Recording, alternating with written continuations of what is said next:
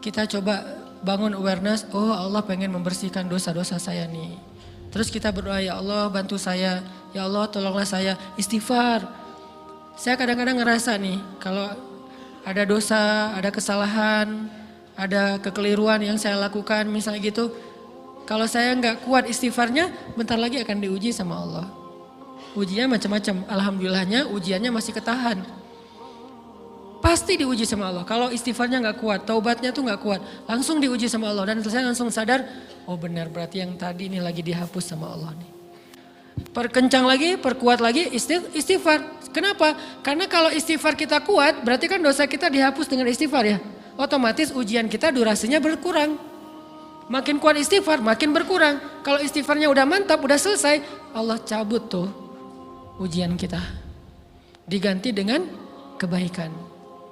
Jadi teman-teman, kita coba sadari, oh kalau Allah menguji saya, emang saya banyak dosa. Sebelum kita mencari kambing hitam, nyalah-nyalahin orang lain, sebelum kita marah kepada orang lain, kadang wajar kita marah kepada orang lain gara-gara ucapannya, komennya, teks dari dia, wajar.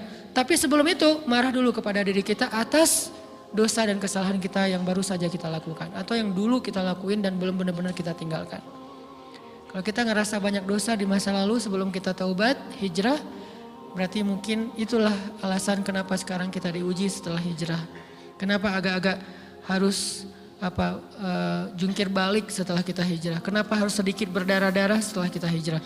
Anggap aja itu untuk mengkifarat, membersihkan dosa-dosa kita yang telah lalu. Supaya apa? Supaya kalau kita pulang kepada Allah, kita pulang dalam keadaan bersih. Dan itu pasti akan menjadi orang yang paling beruntung. Daripada nanti diberesin di akhirat, mending diberesin di dunia kan. Soalnya kalau diberesin di akhirat itu lebih berat. Akhirat itu perlakuannya beda dengan di dunia. Di dunia kalau kita salah akan dibalas oleh Allah. Kalau kita belum taubat, dibalas oleh Allah sama. Tapi di akhirat ukurannya beda. Sehingga heran ya, kalau ada orang yang merasa beruntung lolos dari hukuman dunia, dia pikir dia udah lolos dari hukuman Allah. Mending dia beresin deh di dunia daripada nanti di akhir berlarut-larut. Itu bahaya banget. Kalau buat saya pribadi dan saya yakin teman-teman juga kayak gitu, gak mau ada masalah di akhirat, mending masalah di dunia aja. Tapi masalah di dunia juga kita gak mau berlarut-larut, pengen cepat dimudahin sama Allah. Caranya istighfar. Tidaklah Allah memberikan kepada kita ujian kecuali salah satu alasannya pengen menghapuskan dosa. Idza kathurat dzunubul 'abdi walam yakun lahu min amalin liyukaffiraha fabtalahu Allahu bil hazan liyukaffiraha. Kalau seorang hamba banyak dosa dan dia nggak cukup amal untuk mengkifarat dosa-dosanya, Allah akan menguji dia dengan rasa sedih, dengan rasa kecewa, dengan rasa berat, sakit hati untuk mengkifarat dosa-dosanya. Itu yang kita bangun, sehingga kalau ada masalah sama orang lain, kita memperbaiki diri dulu. Bukan sibuk dengan kesalahan dia terus menerus yang gak mau kita maafin. Misalnya ada teman kita nih, jadi clash sama kita. Hal pertama yang kita bangun, astagfirullahaladzim saya banyak dosa nih. Tapi kan yang salah dia, ya tapi mungkin dia gak akan mengatakan kalimat itu, gak akan bersikap kayak gitu kalau kita gak punya dosa. Allah sengaja mengutus dia untuk menguji kita lewat kata-katanya, lewat perilakunya, karena kita punya dosa. Jadi penyebab pertama diuji itu bukan teman kita yang salah, itu penyebab kedua. Memang dia salah dan itu harus kita akui, realistis lah. Dia salah, dia nggak pas, dia nggak bijak, dia apa. Oke, tapi yang mentakdirkan dia salah kepada kita, Allah Subhanahu Wa Taala. Kenapa Allah takdirkan gitu? Karena kita masih punya banyak dosa. Allah kirim kita ujian, bisa manusia, bisa alam, bisa dalam diri kita sendiri. Itu semuanya adalah cara Allah untuk menguji kita dan membersihkan dosa-dosa kita. Ini yang kita bangun pertama. Yang kedua, kata Nabi di dalam hadis Bukhari, "May yuridillahu bihi khairan." Yang terkenal kan yufaqihu fiddin, itu yang terkenal. Ternyata ada dua modelnya. Ada may yuridillahu bihi khairan yufaqihu fiddin. Siapa yang Allah pengen kasih dia kebaikan agama, kebaikan, Allah akan buat dia mengerti halal dan haram. itu berarti Allah sayang sama dia. Ini satu model hadis. Ada model yang kedua, mirip redaksinya. May yuridillahu bihi khairan yusib min. Hadis Bukhari. Siapa yang Allah pengen ngasih dia kebaikan, Allah uji. Hah? Kok gitu caranya? Ternyata kayak gitu rahasianya. May yuridillahu bihi khairan, may yuridillahu bihi khairan. Siapa yang Allah pengen ngasih dia kebaikan, Allah kasih dia musibah atau ujian. Kenapa bisa seperti itu Ustaz? Fa inna ma'al usri yusra, inna ma'al usri yusra. Seolah-olah Allah bilang di dalam ayat itu, kalau kalian mau dapat kemudahan, biasanya lewatnya kesusahan dulu. Kalau kalian pengen dapat keberuntungan, biasanya dapatnya kerugian dulu. Tapi keberuntungan dan kerugiannya pasti gak sebanding. Keberuntungannya jauh lebih besar daripada kerugiannya. Kerugian itu kayak modal doang, DP. Jadi kalau kita mau dapat kejutan dari Allah, Allah kasih kita DP. DP-nya apa? Ujian. DP-nya musibah. DP-nya rasa gak nyaman. Itu DP tuh. DP terhadap apa? DP dari Allah terhadap hadiah-hadiah besar yang Allah pengen ngasih ke kita setelahnya. Cuman banyak orang yang menolak DP ini. Sama kayak kita misalnya. Kalau kita mau ngasih dia hadiah, kita kasih dia kayak kejutan dulu. Dia lagi ulang tahun nih, disiram air dulu. Setelah itu dikasih hadiah-hadiah yang mahal. Rela gak disiram air demi hadiah? Rela, udah siramin lagi aja. Kalau setelahnya ada hadiah. Yang kita gak rela, kalau setelah disiram, disuruh bersih-bersih sendiri dan gak dikasih apa-apa. Kan gak rela tuh. Berarti ini bab iman. Yakin gak kalau Allah tetap ngasih hadiah? Kan sabar dan iman itu ternyata tahu aman, kembar. Kalau kita yakin Allah ngasih hadiah setelah ngasih kita DP ujian, ya kita akan sabar. Gak apa-apa deh, bentar lagi mau dikasih hadiah, digini-giniin juga gak masalah.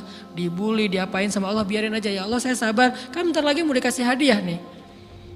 Ini masalah yakin. Tapi kalau kita gak yakin, apa sih maunya Allah gitu kan.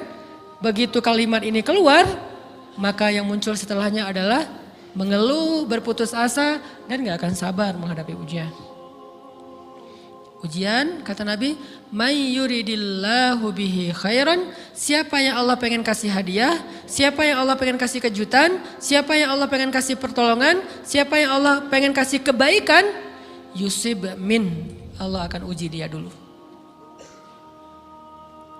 Ini sunnatullah, sehingga kalau kita lagi diuji, yang kita lihat jangan ujiannya, apa setelah itu. Gimana ngelihatnya Ustaz gak kelihatan? Dengan mata hati. Istafti qalbak, tanya kepada hatimu, kelihatan gak? Dengan mata hati. Gimana ngelihat dengan mata hati? Dengan iman, saya percaya Allah pasti ngasih kebaikan setelah ini. Orang Allah sendiri yang ngomong, gak ada satu huruf pun di Al-Quran yang salah. Apalagi satu ayat, apalagi dua ayat. Fa inna ma'al usri yusra, ditegesin lagi. Inna ma'al usri yusra. Tapi usr dulu, baru yusr. Dikasih kesusahan sedikit, dikasih kemudahan yang banyak. Dikasih kesusahan sedikit, dikasih kemudahan yang banyak. Ini yang kita coba bangun tajdidul iman. Bangun memperbaharui yakin. Sehingga ketika kita diuji, sedih, wajar. Mengaduh sedikit bukan mengeluh ya. Kalau mengeluh kan nyalahin Allah. Kalau ngaduh, yang namanya orang dicubit kan, itu ngaduh. Tapi kalau, apa sih maunya Allah? Nah itu ngeluh. Antara mengadu dengan mengeluh berbeda. Mengadu itu manusiawi. Sedih itu manusiawi. Air mata bahkan bukan hanya manusiawi, itu rahmat dari Allah. Orang yang gak bisa menangis itu yang bahaya. Kalau kita masih bisa menangis, berarti kita masih peka hatinya. Bukankah anak kecil paling sering menangis? Berarti hatinya peka. Siapa lagi selain anak kecil yang paling sering menangis? Cewek. Cowok itu emang gak punya perasaan, makanya jarang nangis.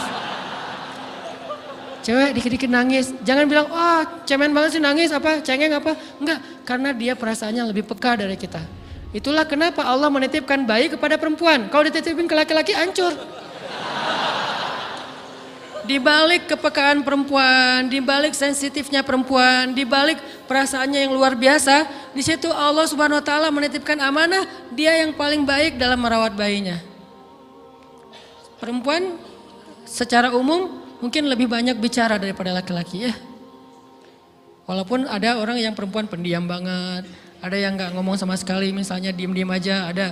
Tapi secara umum perempuan lebih banyak berucap daripada laki-laki. Emangnya ini kekurangan? Bukan. Ini kelebihan. kalau dia berikan itu dalam hal yang tepat. Apa yang tepat? Mendidik anak. Justru karena perempuan banyak ngomong, lebih baik dalam mendidik anak daripada laki-laki. Laki-laki itu kurang mendidik, kurang mengedukasi kepada anak dengan usia tertentu karena dia jarang memahamkan. Salah hanya marah, salah hanya ditegur. Kalau ibunya jelasin, nah gini sebelum tidur ibunya yang ceritain banyak cerita. Saya sendiri ngalamin sering mana seorang ayah sama ibu interaksi sama anak dalam bentuk verbal. Sering ibu. Jadi menangis itu rahmat dari Allah. Gak apa-apa, nangis saja. Dan itu tidak disebut mengeluh. Kamu kok nangis? Kan orang Islam harus sabar. Emangnya nangis dengan sabar itu bertolak belakang? Sabar tetap sabar, ya nangis jalan aja terus nangis. Nangis apa pakai nangisnya nggak cuma nangis doang, emotikonnya juga nangis, berderai-derai gitu. Sampai air matanya menggenang gitu kan ya. Boleh lah. Ditambah lagi dengan visual menangisnya posting bahwa dia lagi tertusuk duri dengan postingan kaktus atau apalah. Dia pengen share ke semua orang bahwa saya sedang sedih. Sehingga nanti ketika ada orang yang menghibur dia dengan sedikit kata-kata yang sabar ya segala macam, wah makin berderai-derai. Itu belum jadi, kecuali dia keluarkan kata-kata mengeluh, baru dia disebut orang yang banyak mengeluh, berputus asa. Kalau mengaduh wajar, walaupun ada nabi udah diuji berat gak mau mengaduh, apalagi ngeluh. Zakaria digergaji mengadu aja enggak. Kenapa? Karena kata malaikat kalau kamu mengaduh sedikit aja, maka Allah Subhanahu wa taala akan menghancurkan kaum ini. Dia kasihan kepada kaumnya, enggak mau mengaduh. Satu-satunya orang yang kita tidak boleh mengaduh hanya orang tua. Atau itu mengeluh kalau untuk orang tua. Kalau yang lain enggak disebut mengeluh. Kalau ke teman, malas enggak apa-apa. Jangan sering-sering tapi. Apaan sih? Ke teman boleh. Tapi ke orang tua, saja itu bukan lagi mengadu, itu sudah mengeluh. Khusus untuk orang tua. Kalau di antara manusia. Kalau kepada Allah dan Rasul, pastinya lebih dari itu. Ketika kita diam saja, tidak langsung beranjak sami'na wa ata'na labbaik ya rabbi wa sa'daik, enggak memenuhi panggilan Allah, itu sudah disebut bagian dari kufur ingkar. Tapi minimal kita mungkin masih mengaduh, kita masih menangis, kita masih lelah, kita masih merasa lemah. Setidaknya kita tidak mengeluh. Kenapa? Kita percaya Allah kalau mau ngasih hadiah kepada hambanya, DP-nya itu ujian. Dan yakinlah hadiahnya minimal 10 kali lipat lebih baik daripada ujian itu. Minimal, karena gak ada amal soleh yang dibalas di bawah 10 kali lipat tuh gak ada. Amal soleh, amal ya bukan niat. Amal yang udah kita kerjakan minimal dibalas 10 kali lipat. Minimal, maksimalnya bighairi hisab, tanpa batas.